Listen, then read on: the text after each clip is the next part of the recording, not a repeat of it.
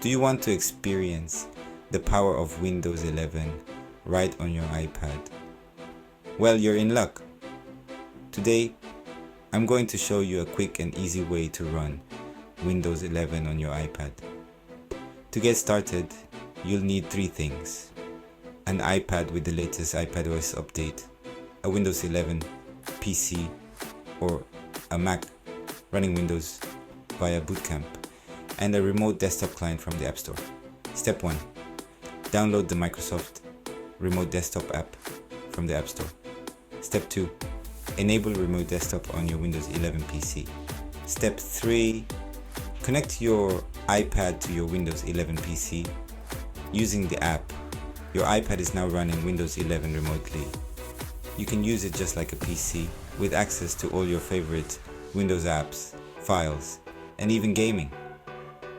Try it out and let us know in the comments what you think. Don't forget to like, share, and subscribe for more tech tips and tricks. See you in the next one.